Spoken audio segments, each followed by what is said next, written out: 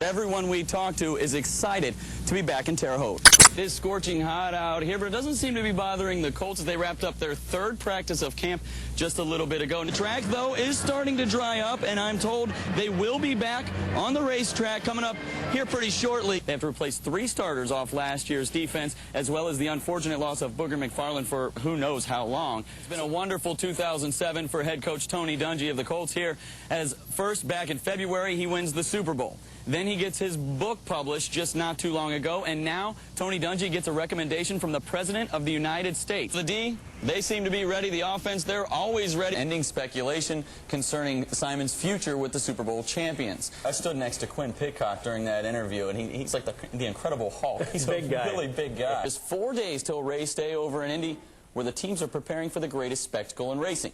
And I caught up with one of the top dogs on one of the top teams, only to find out he had Wabash Valley roots. Tim Centric is the president of Penske Racing, a 1990 Rose-Hulman graduate, and a 2001 Rose-Hulman Hall of Fame inductee. You know, I don't think I ever dreamt I'd be in the position I was in. You know, it's one of those things where if you wrote the script, you're not sure it would turn out this way. Centric actually chose Rose-Hulman because of his passion for racing. I always wanted to go racing, and that's really why I went to Rose-Hulman's, because I thought I could get the furthest in racing by having, you know, a degree from that place. Not only does Centric make the final decisions on these Team Penske cars, he also has a vested interest in the car Ryan Briscoe is going to drive on Sunday.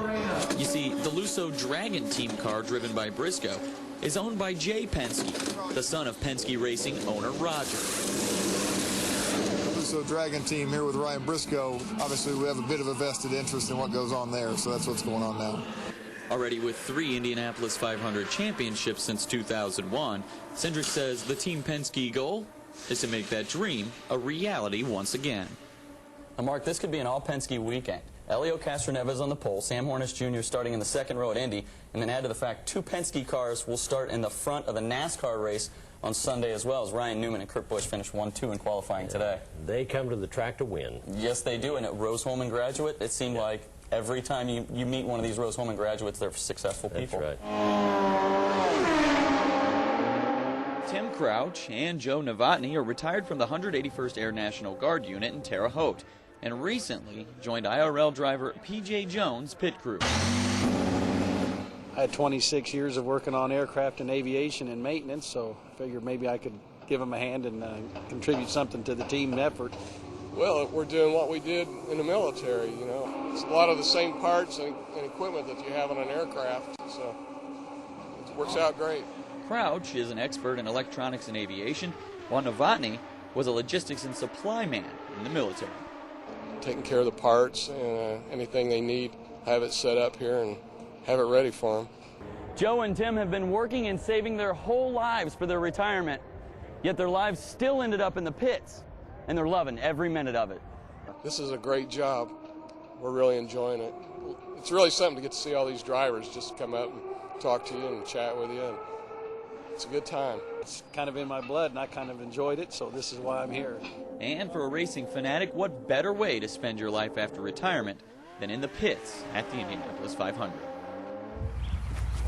For this week's challenge, Brian Trickett, a 34-year-old who competed in last year's National Special Olympic Games, challenged Jamison and I to a round of 9 holes at Lawrence Country Club in Lawrenceville, Illinois. Lowest score wins. Brian, seemingly a little nervous in front of the camera, found the water on his first shot. But after my first tee shot, well, let's just say his shot was a little better off. Oh, we are in trouble. Who would have thought you'd have been in his way over there? Oh boy, we're not doing a scramble. I don't want to shoot from over there. Even after going in the lake, Brian took an early lead on Jamison and I on the very first hole. He finishes with a bogey. We won't mention what I had. On to hole 3. Once again, Brian is on the green. But as for Sports Team 10, well, let's just say Jamison needed a chainsaw to hit his second shot. If I could stay out of the trees 1 hole, that would be great.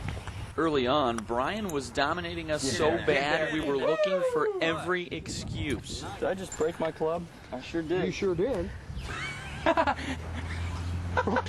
right off. That's going to be tough to play. But after some tough luck and a 9 on number 8, Brian led us back in the match. Here we go. Yep. You're at 1. We're tied. Final hole, and Brian is a man on a mission. That's what you wanted. There he is. Roll, roll, roll. Get in. Nice shot. A bogey 5 for Brian, meaning I had this putt for the win. Good putt. Good putt. That's good. Good putt. Good for a tie with a score of 52. But hole number 9 wasn't as forgiving for James. I think you got stroke limit. 10. That's a 10. Nice match. Thank you. All right, buddy. Thank you. Wasn't it? Yeah. Good job, guys. Thank you very much. That was a lot of fun. Thanks a lot. All in all, a successful day on the golf course. Well, for most of us. From Lawrence Country Club in Lawrenceville, Illinois, with photojournalist John Tim Owens, Sports 10.